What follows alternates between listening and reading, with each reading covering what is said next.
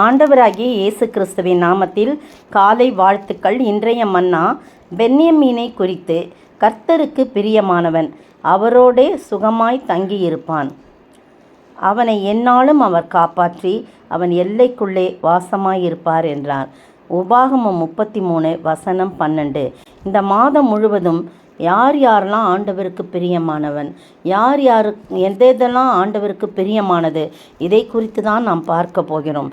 நேற்றைய தினத்தில் இஸ்ரவேலை ஆசீர்வதிப்பதே கர்த்தருக்கு பிரியம் என்று சொல்லி பார்த்தோம். அதாவது நம்மை ஆசீர்வதிப்பதே அவருக்கு பிரியம் என்று சொல்லி. இன்றைய நாளிலே பென்யமீனை குறித்து மோசே என்ற தேவ மனிதன், தேவனுடைய மனுஷனாகிய மோசே மரணம் அடைகிறதுக்கு முன்னால் அந்த இஸ்ரவேல் புத்தரை ஆசீர்வதித்த ஆசீர்வாதமாவது அப்படின்னு தொடங்கி ஒருத்தரையாக ஆசீர்வதிக்கிறான். 12 பேரையும் 12 கோத்திரத்தையும் என்ன பண்ணுறாரு, அவர் ஆசீர்வதிக்கிறத நம்ம பார்க்குறோம். 12 புத்தரையும் அவர் ஆசீர்வதிக்கிறார். பென்யமீனை குறித்து சொல்லும்போது, அவன் கர்த்தருக்கு பிரியமானவன், அவரோடே சுகமாய் தங்கியிருப்பான். எவரோடே? கர்த்தரோடே சுகமாய் தங்கியிருப்பான். அவனை கர்த்தர் எந்நாளும் அவர் காப்பாற்றி, அவனை எந்நாளும், பென்யமீனை எந்நாளும் கர்த்தர் காப்பாற்றி பென்யமீன் எல்லைக்குள்ளே வாசமாய் இருப்பார். யார்? கர்த்தர் வாசமாயிருப்பார். எத்தனை பெரிய ஸ்லாக்கியம் பாருங்கள். ராகேலுக்கும் யாக்கோபுக்கும் பிறந்த 12வது பிள்ளை இல்லையா? 12வது பிள்ளை. ராகேலுக்கு 2 பிள்ளைகள் தான். கர்த்தர் அவளுடைய கர்ப்பத்தை அடைத்தது எல்லாம் நமக்கு தெரியும். அதற்கு பிறகு அவள் ஆண்டவரை நோக்கி இருக்கும்போது யோசேப்பு பிறக்கிறாரு. கடைசியில் பென்யமீனும் பிறக்கிறான். பென்யமீன் பிறக்கும்போது அவள் மரித்து போகிறாள். அவள் மரிப்பதற்கு முன்பாக அந்த வேதனை நிமித்தமாய் அவனுக்கு பெனானி அப்படின்னு சொல்லி பேர் வைக்கிறான். பெனோனி அப்படின்னு சொல்லி பேர் வைக்கிறத நம்ம பார்க்குறோம். அப்போ வைக்கும்போது அது துக்கத்தின் மகன் என்று சொல்லி அர்த்தமாக இருக்கிறது. ஆனால் ஆண்டவர் என்ன, அவருடைய யாக்கோபு என்ன செய்கிறான், அவனுக்கு பென்யமீன் என்று சொல்லி பெயரிடுறதை நம்ம பார்க்குறோம். அவன் தகப்பனோ அவனுக்கு பென்யமீன் என்று பெயரிட்டான் என்று சொல்லி ஆதியாகமம் 35:18 போட்டிருக்கு. பென்யமீன் என்று சொன்னால் வலது கரத்தின் மகன் அப்படின்னு சொல்லி.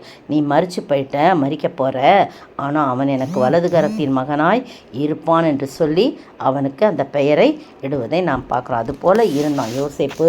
பல வருஷங்கள் அவரை விட்டு பிரிந்திருந்தாலும் பென்யமீன் தான் அவருக்கு கூடவே இருந்தார். வலது கரத்தின் மகனாய் இருந்தான். எல்லா பிள்ளைகளும் பஞ்ச காலத்தில் போய் சாப்பாடு வாங்கவும் உணவு தானியங்கள் வாங்கவும் அங்கேயும் இங்கேயும் போயிருந்தான். ஆனால் பென்யமீன் தான் எப்போவுமே கூட இருந்ததை நம்ம பார்க்குறோம். பாருங்கள், அவரோடே சுகமாய் தங்கியிருப்பான். கர்த்தரோடே சுகமாய் தங்கியிருப்பான். யார் கர்த்தரோடே சுகமாய் தங்கியிருப்பான் அப்படின்னு சொல்லி பார்க்கும்போது லேவியராகமத்தில் ரொம்ப அழகான ஒரு வசனம் சொல்லப்பட்டிருக்கு. லேவியராகமம் 25:18 பாருங்கள். என் கட்டளைகளின்படி செய்து என் நியாயங்களை கைக்கொண்டு அவைகளின்படி நடக்க கடவீர்கள், அப்பொழுது தேசத்திலே சுகமாய் குடியிருப்பீர்கள். எப்படி பார்த்தீங்களா? பூமி தன் கனியை தரும், நீங்கள் திருப்தியாக சாப்பிட்டு அதில் சுகமாய் குடியிருப்பீர்கள் என்று சொல்லப்பட்டிருக்கு. எந்த ஒரு மனிதன் கர்த்தருடைய நியாயங்களையும் கட்டளைகளின்படி செய்து நியாயங்களை கைக்கொண்டு வாழ்கிறானோ அவன் கர்த்தரிடத்திலே கர்த்தருக்குள்ளாக சுகமாய் தங்கியிருப்பான். அவரோடே சுகமாய் தங்கியிருப்பான். பாருங்கள், உன்னர் வசனம், அது உன்னர் பகுதி சொல்லுது, அவனை எந்நாளும் அவர் காப்பாற்றி அவன் எல்லைக்குள்ளே வாசமாகிது. எவ்வளோ பெரிய ஸ்லாக்கியம். நம்ம அவரோடே சுகமாய் தங்கியிருக்கிறது ஒன்று, அவரோடே வாழ்கின்ற ஒரு வாழ்க்கை.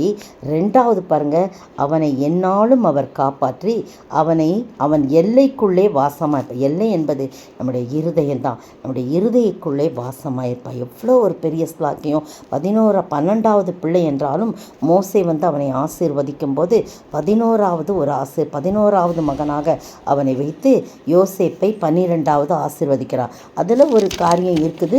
யோசேப்பை குறித்து இன்னும் சிறப்பான ஆசீர்வாதம் நிறைய இருக்கிறனால அவனை கடைசியாக வைத்து ஆசீர்வதிப்பதை நம்ம பார்க்குறோம்.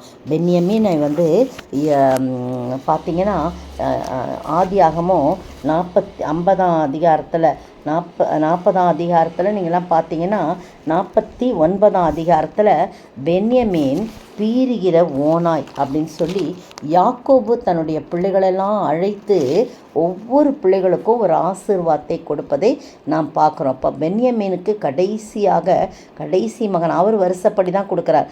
மோசே தான் 11வது மகனாக அவனை வைத்து ஆசீர்வதித்து யோசேப்பை கடைசியாக வைக்கிறாரு. பென்யமீன் பீறுகிற ஓநாய் அப்படின்னு சொல்லிட்டு அவரை சொல்கிறார். அப்படின்னா என்ன, நான் கூட யோசித்தேன், என்ன இவர் மோசே எவ்வளவு அருமையாக ஆசீர்வதிச்சிருக்காரு. யாக்கோபு பென்யமீனை ஆசீர்வதிக்கும்போது அவன் பீறுகிற ஓனாய் என்று சொல்லும்போது திறமை உள்ளவன் என்று பொருள் வருகிறது. அவன் திறமை உடையவன், காலையில் தன் இரையை பட்சிப்பான், மாலையில் தான் கொள்ளையிட்டதை பங்கிடுவான். பாருங்கள், காலைதோறும் அவன் வேலை செய்வான், வேலை செய்து உழைக்கின்றவன், திறமை உடையவன். மாலையில் தான் கொள்ளையிட்டதை, தான் சம்பாதித்ததை பங்கிடுவான், எல்லாருக்கும் கொடுப்பான், எல்லாருக்கும் கொடுக்கின்ற ஒரு குணம். வலது கரத்தின் மகனாய் இருந்து அவன் பீறுகிற ஓனாய் என்று சொன்னாலும் அது தவறான கருத்து கிடையாது.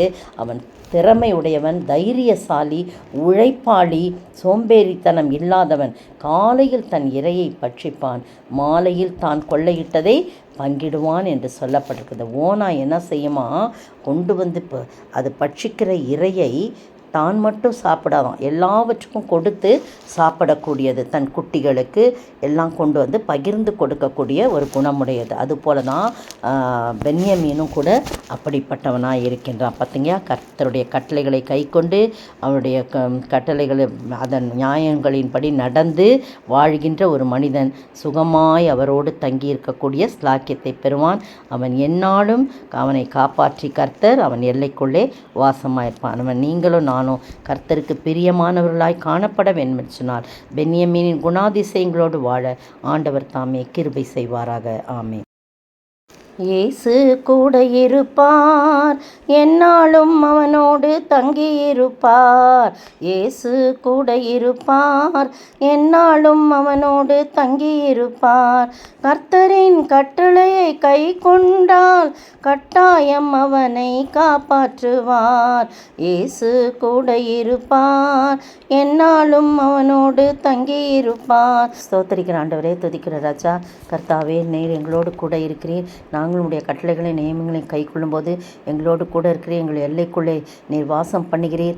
எந்நாளும் வாசம் பண்ணுகிறீர், எந்நாளும் காப்பாற்றுகிறீர். ஆண்டவரே, நீர் நாங்கள் உமக்கு பிரியமான பிள்ளைகளாய் நடந்து எங்களுடைய வாழ்க்கையில் இப்படிப்பட்ட ஆசீர்வாதத்தை பெற்றுக்கொள்ள நீர் கிருபை செய்ய வேண்டும் என்று கர்த்தரும் மீட்பரும் ராஜாவுமாகிய இயேசு கிறிஸ்துவின் விலையேற பெற்ற நாமத்தில் ஜெபிக்கிறேன் பிதாவே, ஆமேன்.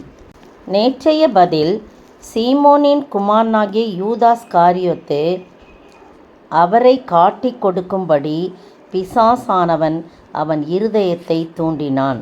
சீமோனின் குமாரனாகிய யூதாஸ் காரியோத்து அவரை காட்டி கொடுக்கும்படி பிசாசானவன் அவன் இருதயத்தை தூண்டினான். யோவான் 13:2. இன்றைய கேள்வி, யார் யாரிலும் பெரியவன் அல்ல என்று இயேசு சொன்னார். யார் யாரிலும் பெரியவன் அல்ல என்று இயேசு சொன்னார்.